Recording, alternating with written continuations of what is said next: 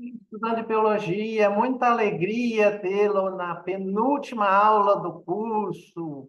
Ah, o estudante que realmente está ali o tempo todo no curso, isso dá alegria muito grande ao professor e até o final, né? Então, é só mais essa aula e a próxima, que é uma aula prática. Hoje vamos falar sobre um assunto muito interessante, que é tensão superficial e capilaridade, ok? Bom, antes de falarmos sobre tensão superficial e capilaridade, vamos relembrar alguns conceitos que já vimos nas outras aulas, né? Mas uma abordagem diferente, ok? Vamos começar, por exemplo, pela produção do óleo de soja. Já falamos sobre isso na aula prática, mas é interessante relembrar para a gente desenvolver o assunto de tensão superficial. Bom, perdão, durante a produção do óleo de soja, o que que se faz, né? Moe-se a soja, extrai o óleo, e aí esse óleo ele precisa caminhar dentro do processo industrial, ok? Para que o óleo possa ser comercializado para fazer os alimentos, né? Para a preparação dos alimentos em casa.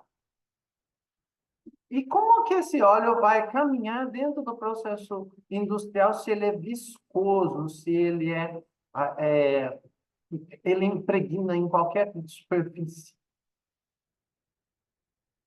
Ele precisa de um solvente para ser, né, carreado, ok? E qual que é o solvente ideal? Com base no conhecimento em forças intermoleculares que vamos identificar qual que é o solvente ideal, ok? Vamos entender, então, um pouquinho da composição do óleo de soja.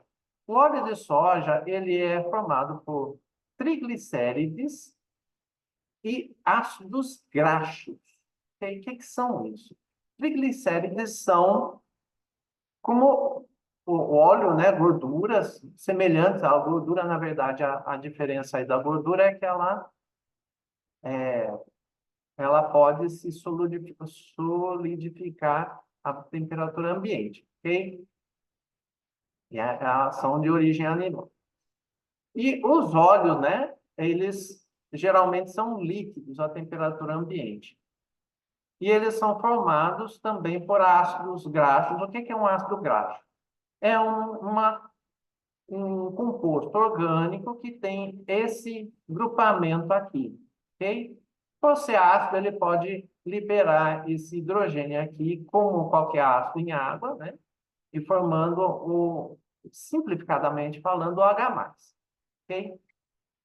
Bom, então, o óleo de soja é formado principalmente pelo ácido linoleico. Existem outros ácidos, mas tem um ácido linoleico que é esse aqui, ok? Bom, que substância é boa como solvente do óleo de soja para carregar no processo industrial? É uma substância que tenha o mesmo tipo de interação molecular que o ácido linoleico e os triglicérides, ok? O ácido linoleico, ele tem essa cadeia carbônica que ela é praticamente apolar, né? Não existe como identificar ali a carga parcial positiva. E essa ponta, ela existe uma polaridade por causa dos átomos de oxigênio, ok? Porém, ela não tem polaridade suficiente para determinar a molécula toda, a interação intermolecular da molécula toda. Então, a molécula é praticamente só apolar, tá? E quanto aos triacilglicerídeos, que são os triglicéridos, né? São moléculas como essa ligadas à molécula de glicerina, chamada de glicerol. A diferença é essa, tá? Portanto, também são apolares. Então, a água vai carregar? Não, né? Não é um bom solvente, porque a água possui interação molecular do tipo ligação de hidrogênio. Um bom solvente, aqui é um solvente apolar, que apresente forças de Van der Waals do tipo de polo induzido, como interações intermoleculares, ok? Então, são, por exemplo, hexano, né? Um solvente apolar. A água não é, apesar daquela ponta que existe na molécula, a água não é um bom solvente, porque a água é polar, tem uma polaridade muito grande para a molécula toda, tá? Uma curiosidade aqui, eu trouxe uma figurinha da lagartixa, porque ela, né, em insetos, a gente enxerga andarem aí sobre superfícies inclinadas, né, verticais e até, às vezes, ficarem de ponta cabeça, né? Como que é possível ficar de ponta cabeça se segurando ali? É porque as patas desses insetos são praticamente apolares e por conta das forças de Van der Waals, que são das mesmas tipos de interação que existem nessas superfícies onde andam, então a interação intermolecular é muito intensa, porque o semelhante atrai o semelhante, né? Lembra, no caso da dissolução, ele se dissolve. No caso da atração, ele atrai, né? Existe aí a, essa questão da atração. Então, por isso que os insetos, né, os animais pequenos conseguem aí andar por superfícies que animais grandes e mesmo o homem não conseguem andar, a não ser que tenha aí um equipamento, né? Imagina aí se a lagartixa precisasse ficar com um equipamento aí de alpinismo para subir nas paredes, né? Como a gente precisa, ela não precisa. Enfim, bom, então o hexano, quando existe a produção de óleo de soja, o hexano, que é um solvente utilizado nessa produção, ele carrega o óleo de soja ao longo da linha até o envasamento, né, do óleo de soja nos frascos que são comercializados, ok? Antes de serem comercializados, é realizada a evaporação do hexano, ok? Porém, quando essa linha precisa ser paralisada para ser lavada, como é que se faz? Porque a gente precisa da água, né? Geralmente utiliza-se água para lavar, né? E é muito simples até responder essa pergunta, basta usar um sabão. Mas como é que é o sabão? O que que é um sabão? Nesse caso, eu nem precisaria usar o sabão, né? É muito bom usar o sabão, mas eu nem precisaria usar o sabão, bastaria reagir com uma base, por exemplo, hidróxido de sódio, a soda cáustica, né? O hidróxido de sódio é o principal componente da soda cáustica. Por quê? Porque, voltando aqui um pouquinho, quando a gente olha nessa estrutura, né, eu comentei que é um ácido, né? O ácido reage com uma base formando sal e água, tá? Então, reagindo aqui com hidróxido de sódio, eu vou formar um sal, tá? Se eu pegar o ácido linoleico, reagir com hidróxido de sódio, ou soda cáustica, né? Eu vou ter um sal, o linoleato de sódio. Aqui a diferença da molécula anterior é só que ela, eu coloquei, né, ela está toda aqui na linearizada e os átomos de carbono, aqui das duplas ligações, são representados com seus átomos de hidrogênio ligados aqui por pontas, né, nesse desenho. Esse aqui é o sabão, é uma forma de sabão, tá? Qual que é a diferença do sabão para o ácido linoleico? Por que o ácido linoleico ele não se dissolve em água, mas o sabão ele ajuda na dissolução? Por causa dessa ponta aqui. Ela é muito mais polar. ela tanto é muito mais polar do que no ácido linoleico, como forma realmente íons. Então, esse Na, que é o sódio, na verdade, ele é um cátion, o sódio, o íon sódio, tá? E o restante da molécula ganha aqui, nesse átomo de oxigênio, uma carga negativa. Então, passa a ser um ânion. Então, é muito mais intensa a interação com água do que somente o OH ali, da ligação de hidrogênio, porque aí a polaridade da molécula aumentou muito, ok? E por que é que a molécula, ela, quando a gente coloca o sabão em água e óleo, ela se dissolve tudo? Porque essa parte se dissolve em água e essa outra porção, apesar de ser um ânion, ainda existe uma polaridade muito baixa no restante da molécula. Então, ela ainda está dissolvendo óleo. Então, é possível dissolver água e óleo ao mesmo tempo com o sabão, tá? A diferença de usar o sabão a partir do ácido linoleico ou a partir de triacilglicerídeos, né, os triglicérides, é só que se eu utilizar o hidróxido de sódio para a produção a partir dos triglicérides, ele passa a ser um sabão glicerinado, ok?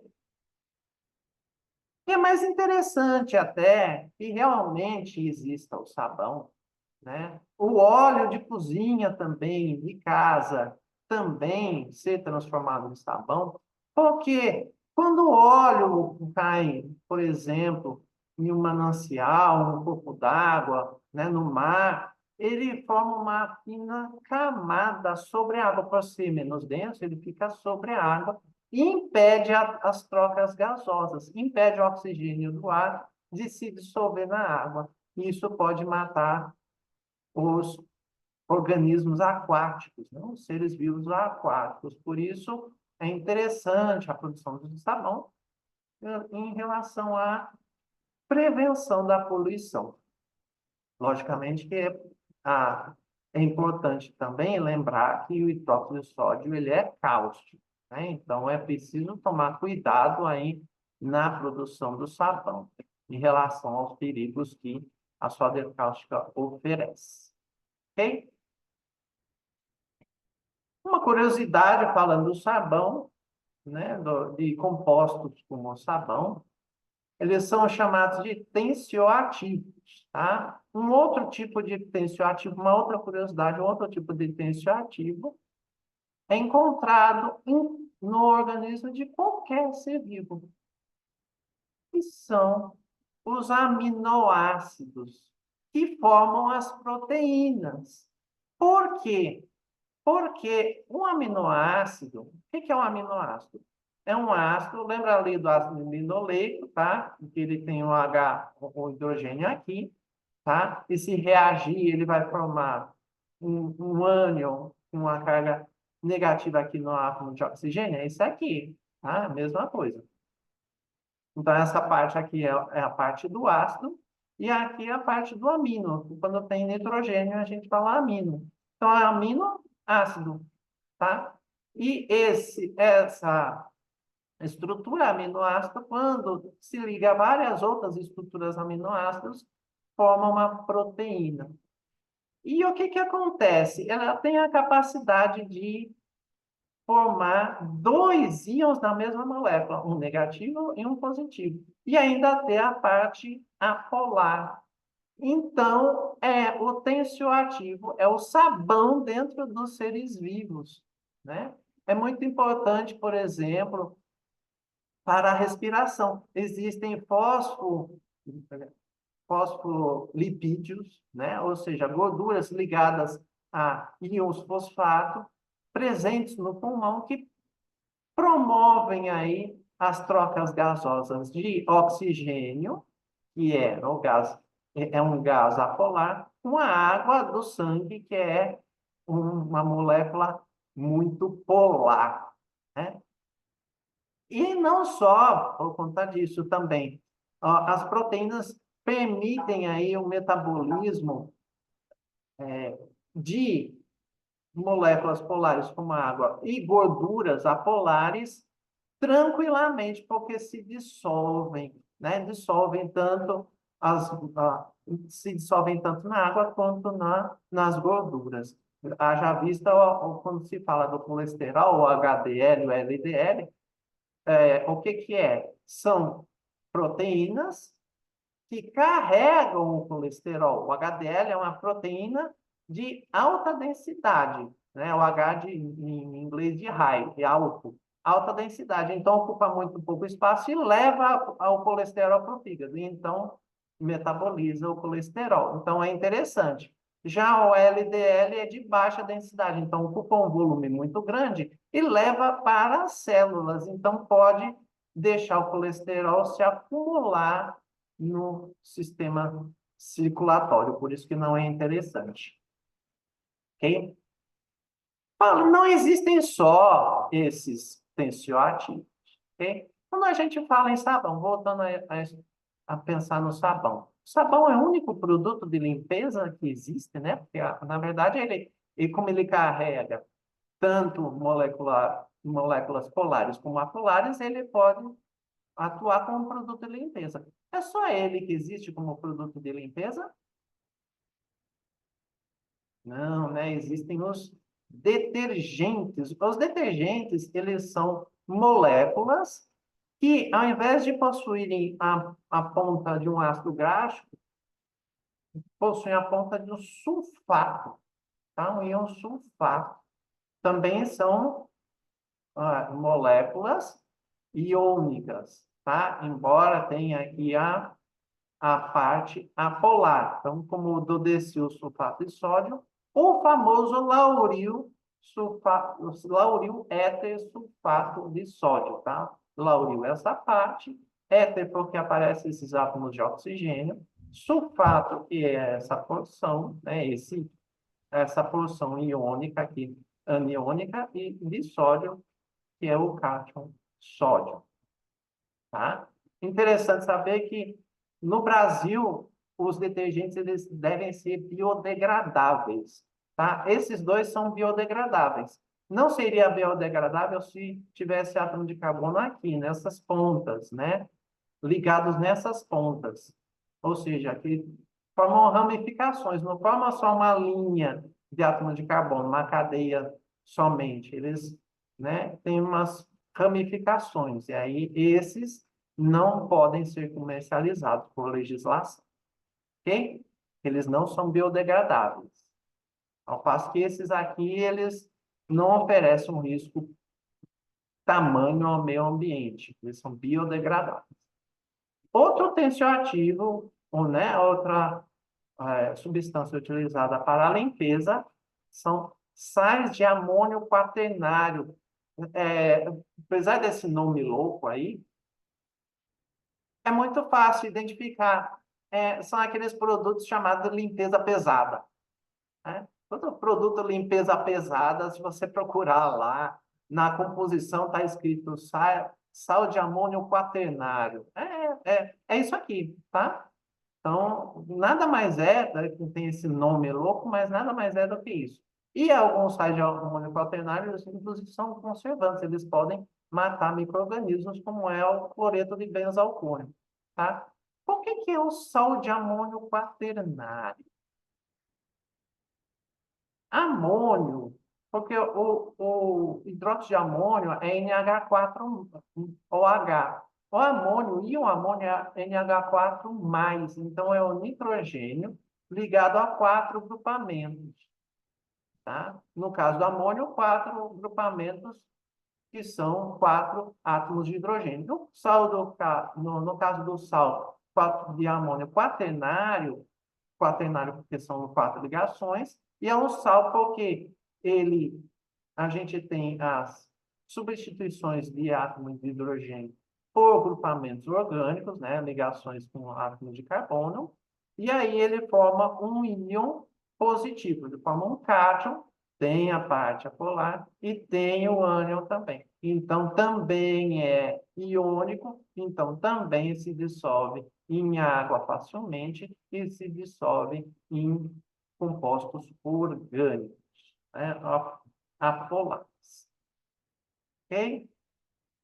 Bom, e qual que é exatamente a forma em que esse tipo de substância atua na limpeza? Tá? Ele atua da seguinte forma: ele forma o que chamamos de micelas. Tá? O que que é uma micela? Para explicar uma micela, vamos pensar o seguinte: existe em cada molécula do tensioativo uma porção hidrofóbica e uma porção hidrofílica. O que que significa isso? Hidro é água, filos é amigo, ou seja, aqui está que gosta de água, né? Tem boa interação com a água. Então, é a parte dos íons, tá? A parte iônica é a porção hidrofílica, representada aqui pela bolinha, tá? E a porção hidrofóbica? Hidroágua, phobos, medo. É como se tivesse medo da água. Não, eu não quero saber da água. Então, repele a água. O que repele a água não se dissolve na água. O óleo, né? Então, é a parte apolar, é aquela cauda cheia de átomos de carbono, tá? Essa representada por essa cauda aqui da molécula, no desenho da molécula, tá? Então, o que que acontece? Quando se tem óleo e água e se adiciona um tensioativo, por exemplo, o sabão, a tendência é a parte hidrofílica se dissolver na água e a porção hidrofóbica se dissolver no óleo, na gordura, né?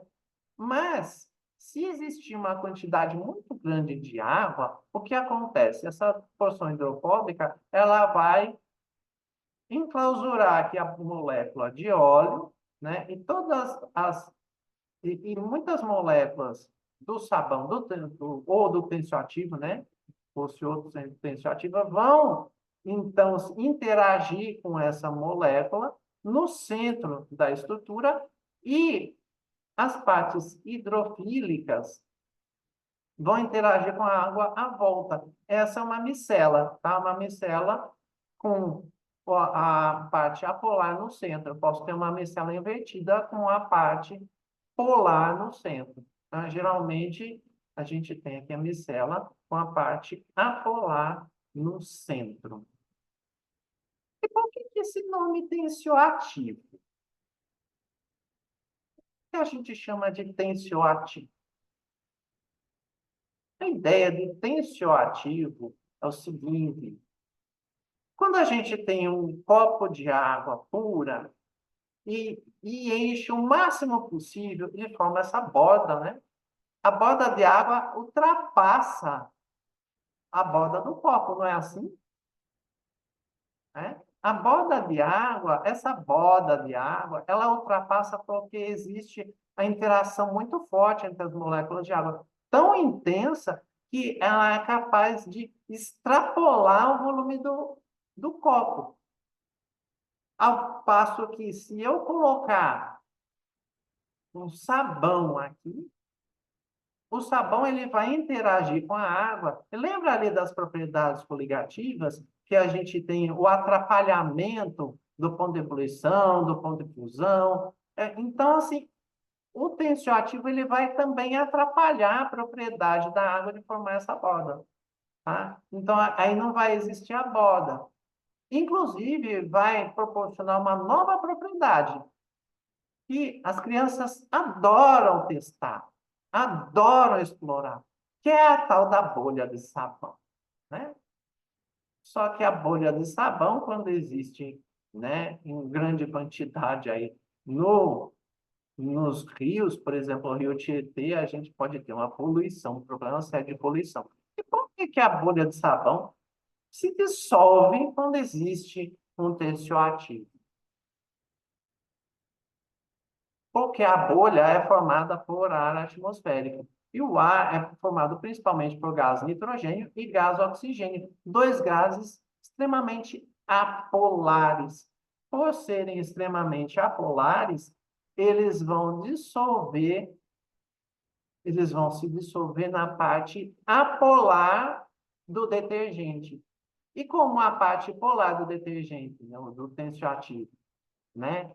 Qualquer que seja o tensioativo. Estou falando de detergente, mas pode, qualquer tensioativo, tá?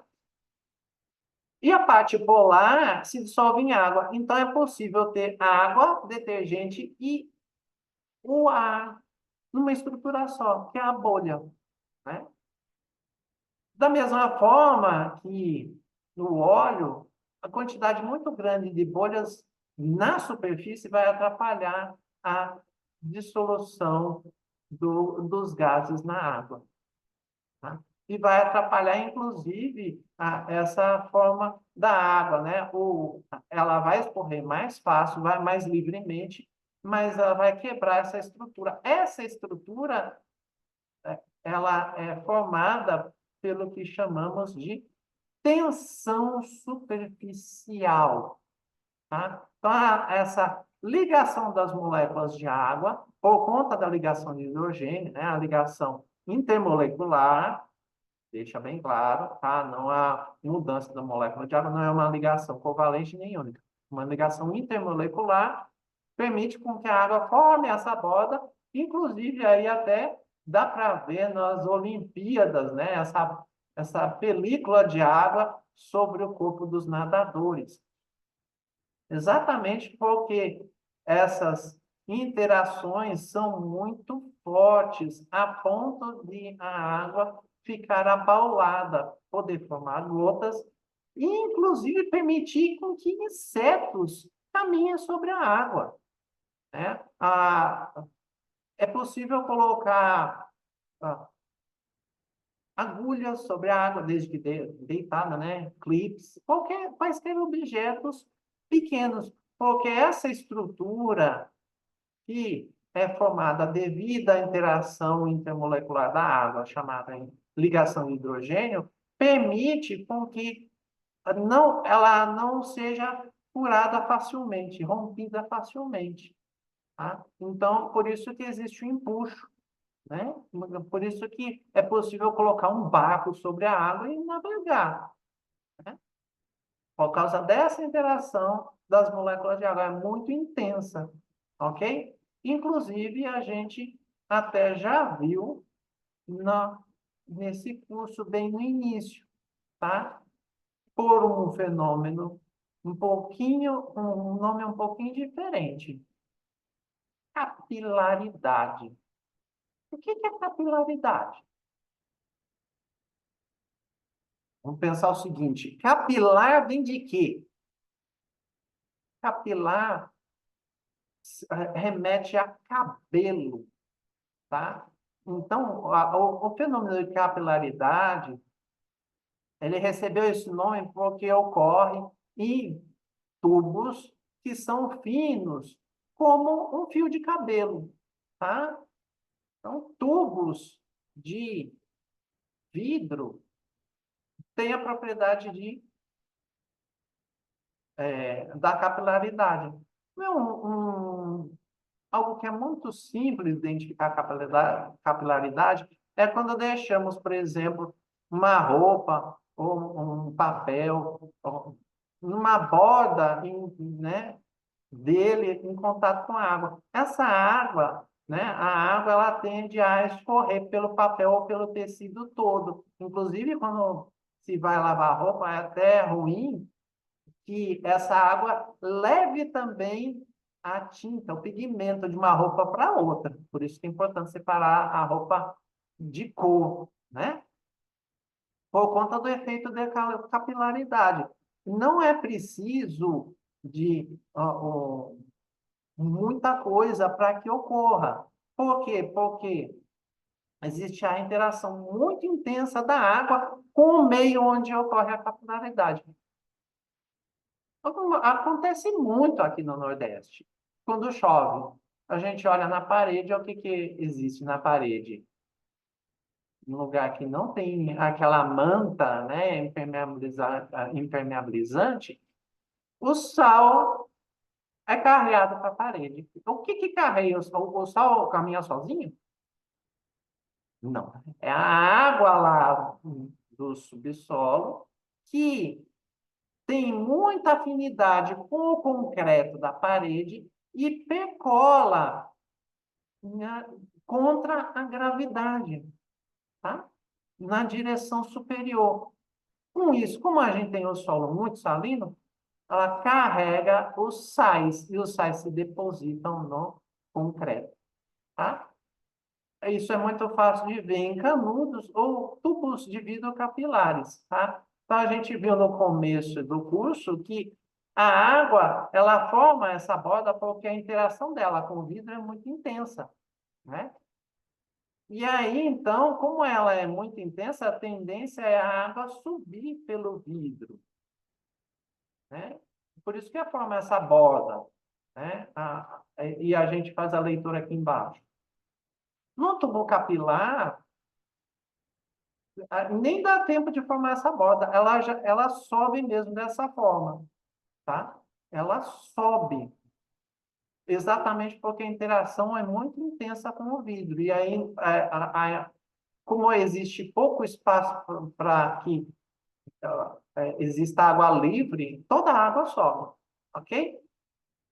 Isso é particularmente interessante para a biologia quando pensamos aí no caso de insetos, quando sugam néctar ou sugam sangue, né? Os tubos alimentares, eles utilizam não só do movimento do sangue ou da seiva, mas também da propriedade da capilaridade, né? E a seiva nas plantas, ela só pode chegar até as folhas por capilaridade, porque os tubos dentro dos vegetais são muito finos. Então, a água consegue subir por capilaridade até chegar nas folhas. Ok? Então, essa é a aula de hoje. Na próxima aula, vamos fazer, então, uma prática sobre o que falamos hoje sobre osmose da aula anterior. Ok? Muito obrigado pela atenção e até a próxima.